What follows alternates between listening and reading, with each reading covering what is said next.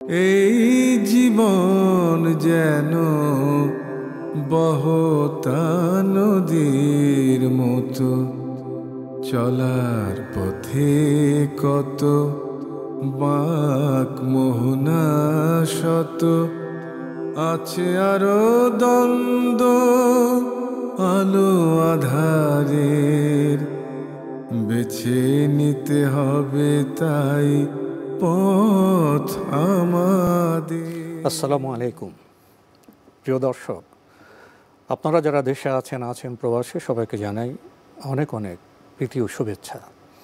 শুরু হলো অ্যান্টিবায়োটিক এবং লাভ হলো নিবেদিত টক শো আলোকপাত। আমাদের আজকের বিষয় জেনারেশন গ্যাপ। আপনাদের সাথে আছি আমি জয়নুল আবেদিন আজাদ। আর আজকে আমাদের মাঝে অতিথি হিসেবে উপস্থিত আছেন বিশিষ্ট গবেষক এবং সমাজ উন্নয়ন ব্যক্তিত্ব মাহফুজুর রহমান চৌধুরী। আসসালামু আলাইকুম রহমতুল্লাহ। প্রিয় দর্শক, জেনারেশন গ্যাপ এই শব্দটি বহুলভাবে প্রচলিত আমাদের সমাজে। প্রায় আমরা শুনে থাকি ফ্যামিলিতে যখন দ্বন্দ্ব হয়, যখন বিভিন্ন বিষয়ে তর্ক বিতর্ক হয়, শেষে এসে বলা হয় এই বিতর্ক শেষ হবার নয়, কারণ এখানে রয়েছে জেনারেশন গ্যাপ। আসলে জেনারেশন গ্যাপ বিষয়টা কি? এটা কি ইনফরমেশন গ্যাপ? এটা কি নলেজের গ্যাপ? এটা কি বিশ্বাস বা আকিদার গ্যাপ? এমন প্রশ্ন তোলা যায়। চলুন আজকের বিজ্ঞ অতিথির সাথে আমরা এই বিষয়ে কথা বলি। মাহফুজুর রহমান চৌধুরী, এই যে আমরা জেনারেশন গ্যাপ বলছি, এটা আসলে কি এবং এটা কেন হয়? ধন্যবাদ। জেনারেশন গ্যাপ শব্দটা এসছে এভাবে মনে হয়, সেটা হলো আমার দাদা, আমার পরদাদা, তারা যেই প্র্যাকটিসটা করতেন বা তাদের মধ্যে যেই সামাজিক বোধ, জীবনাচার, জীবন দর্শন এবং মানবাচার ছিল, সেগুলোর পরবর্তী জেনারেশনে এসে আমি যদি ধারাবাহিকতাটা রক্ষা করতে না পারি, সহজ কথায় সেটাই জেনারেশন গ্যাপ। কেন? যে আমার পূর্ববর্তী জেনারেশনরা যেইভাবে কাজগুলো করে এসছেন পূর্বপুরুষরা, তাদের জায়গায় আমি সেটাকে পরিবর্তন করে ফেলছি। এখন এই পরিবর্তনের কারণটা কি, এটা যদি এটা কি জেনে না না জেনে, বুঝে না না বুঝে, সেটাই প্রশ্ন। যাচ্ছি সেখানেই। ধন্যবাদ। যে পরিবর্তনের কারণটা কি, আমার দৃষ্টিতে দুটো কারণ মূলত কাজ করে। এক হচ্ছে যে পরিবেশ, প্রতিবেশ এবং প্রতিনিয়ত জ্ঞান বিজ্ঞানের যে পরিবর্তন হচ্ছে, যেটাকে এক কথায় আমরা বলতে পারি নলেজ বা জ্ঞান। আর দ্বিতীয়টা হচ্ছে ইচ্ছা শক্তি এবং ধারাবাহিকতা রক্ষার যে আমার একটা ইচ্ছা শক্তি যদি না থাকে, আমি যদি অতি বিপ্লবী হয়ে সব কিছু পরিবর্তন করব এই মনোভাবে বিশ্বাস করি, তখন কিন্তু আমি ভালো জিনিসটাকেও গ্রহণ না করে ওটাকে বাদ দিতে পারি। আবার ইনফরমেশন গ্যাপ থেকে হয়। আমরা জানি ইনফরমেশন মেক্স নলেজ। আমার কাছে ইনফরমেশন নেই, তো আমি তো নলেজেবল না, আমার সাথে তো একটা নতুন প্রজন্মের তো দ্বন্দ্ব লাগবেই। জি, দ্বন্দ্ব শব্দটা ব্যবহার আমি করতে চাই না, আমি বলতে চাই এটা আবর্তন বা বিবর্তন। যেমন ধর্মীয় পার্বণগুলো আছে, সেটা মুসলমান হোক হিন্দুদের হোক, যে অমুক মাসে এই পার্বণটা আমি পালন করব, কুরবানি করব, রোজা রাখব, এই যে হিন্দুরা উপবাস রাখে, এই যে ট্রেডিশনটা, এই যে ধারাবাহিকতাটা, আমি যদি বিশ্বাস না করি, আমার ধর্মাচার যদি আমার প্রাচীন পুরুষদের সাথে একীভূত না হয়, তখন আমি এটা ব্রেক করব। এটা হবে আমার ইনফরমেশন গ্যাপও না, এটা হবে আমার নলেজ গ্যাপও না, এটা হবে আমার ইনটিউশন বা আমার বিলিভ ডিফারেন্স। তো আর ইনফরমেশন গ্যাপটা এমন হতে পারে যে এখনকার চেয়ে আমি যদি 50 বছর আগে যাই, তখন তো এই ইনফরমেশন টেকনোলজিটা ছিল না। তখনকার আমলে একজন পিতা তার সন্তানকে এবং সন্তান তার পিতাকে চিঠি লিখতেন, কিন্তু বর্তমানে এই একবিংশ শতাব্দীতে চিঠি লেখা, ইভেন পোস্টাল ডিপার্টমেন্ট ইউরোপ এবং আমেরিকার অনেক দেশে পোস্টাল ডিপার্টমেন্টই নেই। এখন চলে আসছে কোরিয়ার সার্ভিস, চলে আসছে ইমেইল, চলে আসছে মোবাইলস, যার ফলে চিঠি লেখার যে কালচারটা যে সংস্কৃতি ছিল, এটা কিন্তু প্রায় শেষ হয়ে গেছে। এবং আমরা যখন স্কুলে পড়তাম, এসএসসিতে চিঠি লেখার উপর ব্যাকরণের একটা অংশ পর্যন্ত ছিল, আমি স্ট্রাকচার ছিল, চিঠির একটা স্ট্রাকচার কাঠামো ছিল, কতটুকু লেখলে কত নাম্বার পাবো। এনিওয়ে, তো সেই জন্য আমি বলছি যে এটা এই পরিবর্তনটা জন্য একটা মূল কারণ বলা যাবে না, এটা একটা মিশ্রিত কারণ, এবং এটাকে আমরা বলতে পারি ফলশ্রুতি, এই তিনটার মিশ্রণের ফলশ্রুতি। সুতরাং এটাকে আমরা একেবারেই অ্যাভয়েড করতে পারি না। তবে একটা সমাধান কি? সমাধান হচ্ছে যে আমি যখন আমার বাবা থেকে মা থেকে যেই সংস্কৃতিটা শিখেছি, হোক সেটা জীবন দর্শনের সংস্কৃতি, হোক সেটা মানব আচারের সংস্কৃতি, যেমন আমি একজন বয়োজ্যেষ্ঠকে দেখেই সালাম দিব, এই যে সংস্কৃতিটা আমার, এটা কিন্তু আমি বিয়ার করা না করা এটা আমার উপর ডিপেন্ড করছে। আমি যদি এটাকে ইগনোর করি, তাহলে কিন্তু আমি আমার জীবন আচারটাকে কেটে দিলাম। আমি একটি উদাহরণ টেনে আপনার সাথে কথা বলতে চাইব।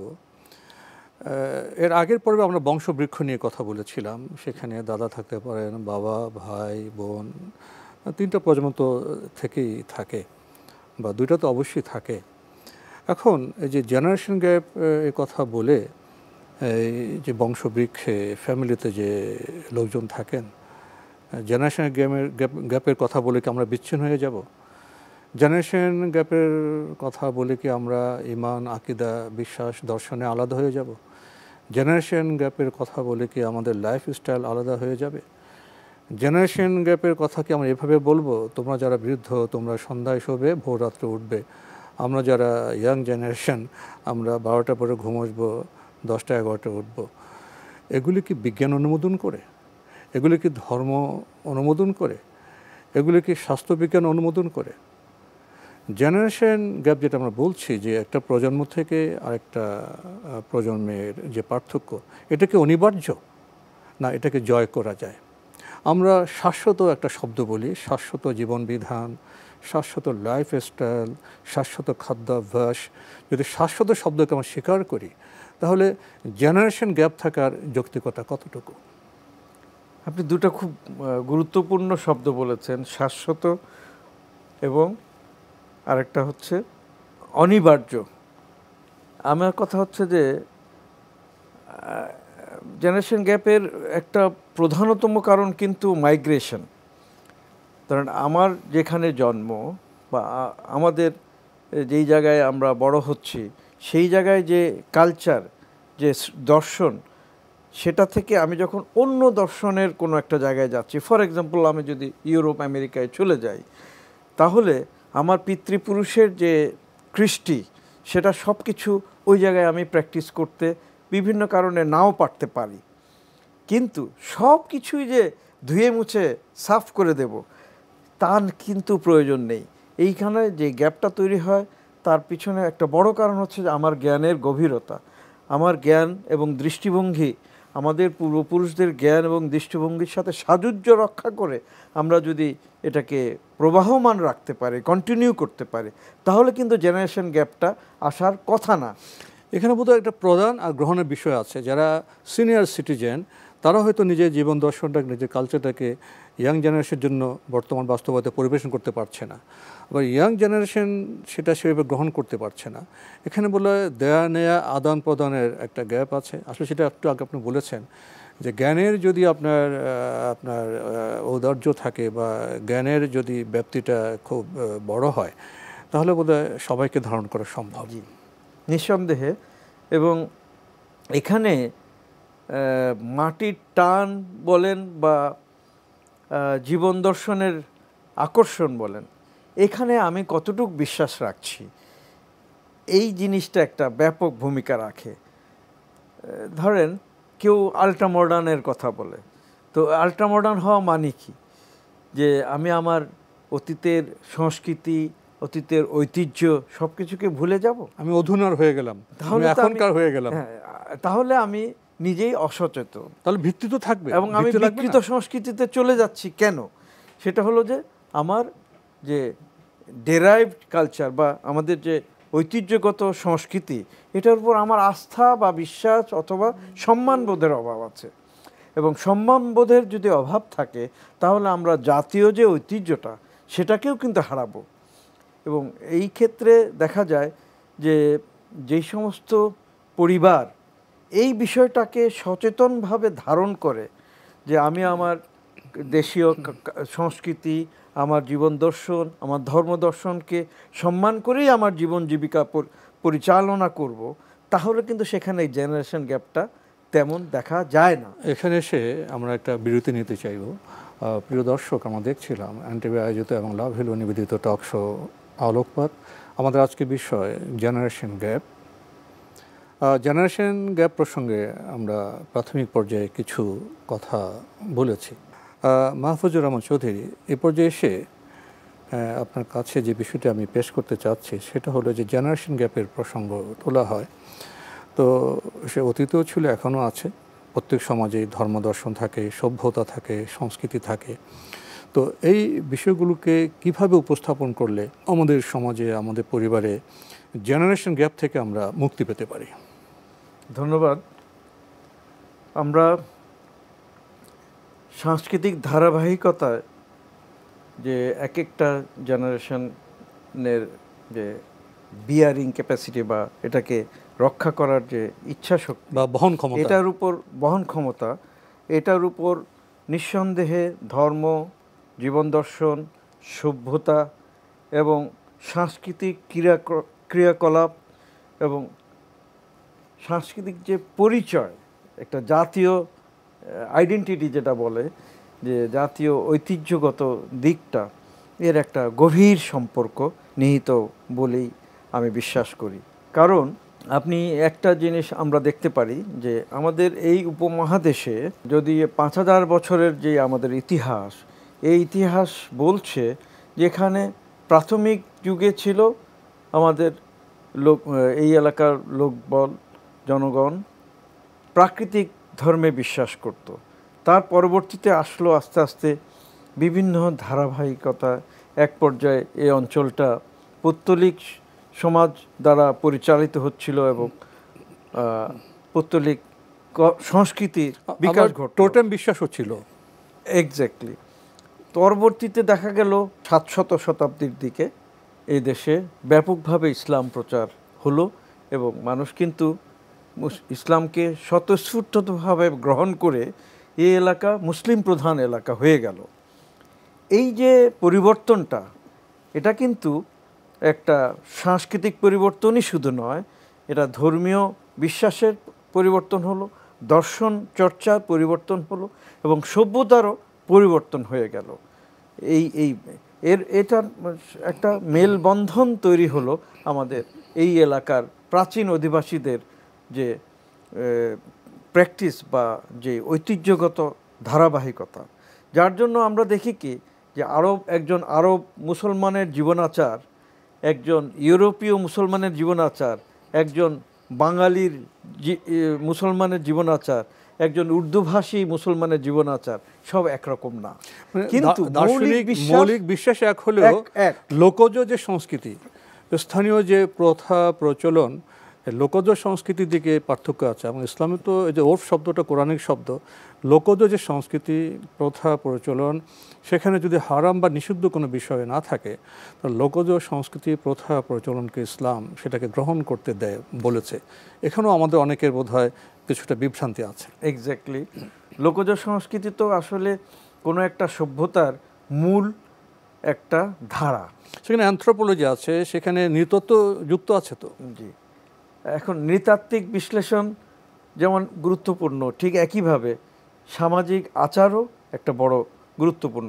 এবং সামাজিক আচারের জন্য একটা মূল ড্রাইভিং ফোর্স হচ্ছে যে সায়েন্স টেকনোলজি বা যেটা সিভিলাইজেশন বা সভ্যতার বিষয়, সিভিলাইজেশনের যে মানে মানুষ আপন প্রয়োজনে যেটাকে গ্রহণ করে থাকে, ক্রমান্বয়ে যে উন্নতি হচ্ছে আপন প্রয়োজনে, এটা কিন্তু একটা বড় চালিকা শক্তি।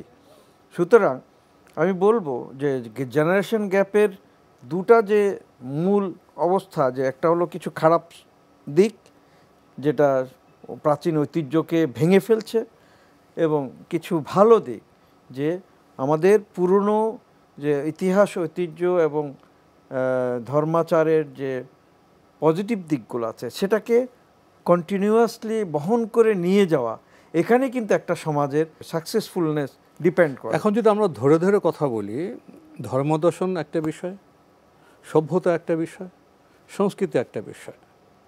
ধর্মদর্শন তো একটা চৈন্তিক বিষয়, বিশ্বাসী বিষয়।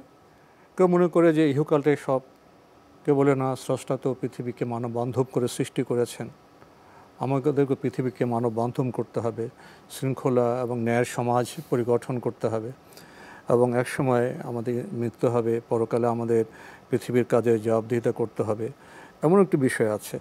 আবার ধর্মবিশ্বাসের দিক থেকে অনেকে মনে করে যে অন্যরকম, সেই বিস্তারিত আলোচনা যাচ্ছি না।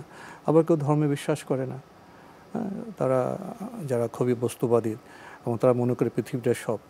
তো এই যে বিশ্বাস, এখন ধর্মদর্শনে যদি একটি গৃহের দুই ভাইয়ের দুই রকম বিশ্বাস হয়, তাহলে তাদের মধ্যে তো চৈন্তিক ঐক্য সৃষ্টি হবে না। এটা একটি খুবই মৌলিক বিষয়। আর একটি সভ্যতা বিষয়, এখানে বোধ হয় সব মানুষের মধ্যে ঐক্য হতে পারে। সভ্যতা কি? সায়েন্স এক্সপ্লোর করবে, আর টেকনোলজি ওটাকে মানবের ব্যবহার উপযোগী করবে। তো এই যে সিভিলাইজেশন, এখানে এসে তো কোনো বাধা নেই। এখানে আমি নৌকার জায়গায় এখন আমি গাড়ি বা আমি প্লেন, মাইকের বদলে আমি এখন খুবই অ্যাটমিক, আমি যদি কোনো একটা মাইক্রোফোন ব্যবহার করি, কোনো সমস্যা নেই। তাহলে এই যে হোয়াট উই হ্যাভ, যে অতীত থেকে বর্তমানে এসে সায়েন্স এবং টেকনোলজির কারণে আমাদের জীবন খুব আপনার স্বচ্ছ হচ্ছে, সুন্দর হচ্ছে।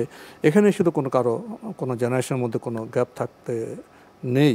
কিন্তু যদি বিজ্ঞানকে না বুঝে, তাহলে তো দ্বন্দ্ব সৃষ্টি হবে। এই দ্বন্দ্বটা বোধ হয় অবশ্যম্ভাবী নয়, এটা অজ্ঞতার কারণে, সিভিলাইজেশন এসে অজ্ঞতার কারণে দ্বন্দ্ব হতে পারে।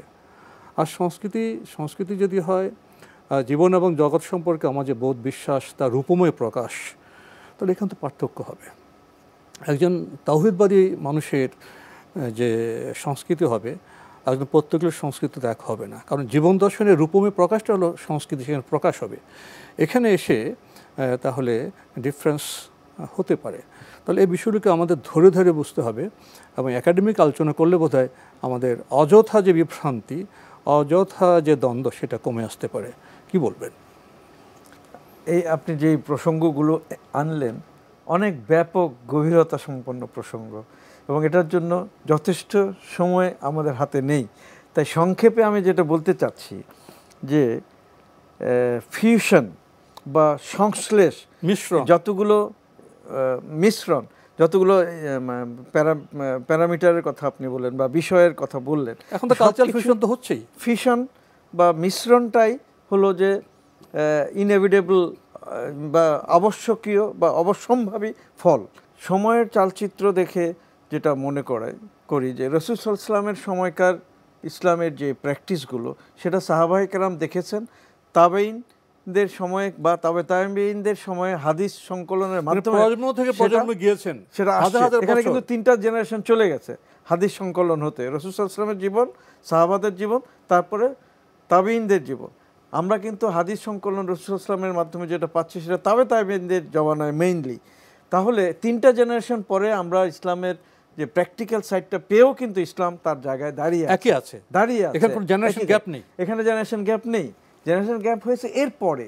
এবং দেখেন একটা জিনিস, যে এলাকার কালচার বা এলাকার সংস্কৃতি, আরবীয় লোকদের পোশাক আশাক, খাদ্যাভ্যাস, তার থেকে আমরা যদি পূর্ব দিকে আসি, লোকজ বিষয়, ঠিক একইভাবে পূর্ব দিকে যদি আসি, আপনার ইরান এলাকায় এসে মানে পারস্য এলাকায় পার্থক্য হয়ে গেল, এটা বৈচিত্র্য, এখানে দ্বন্দ্ব নেই, এটাতে কোনো দ্বন্দ্ব, ইউনিটি এন্ড ডাইভার্সিটি, এটা হলো অ্যাবজর্বিং ক্যাপাসিটি বা বিয়ারিং ক্যাপাসিটি। আমাদের এই বৈচিত্র্যকে মেনে নিতে হবে, মেনে নিয়েছে।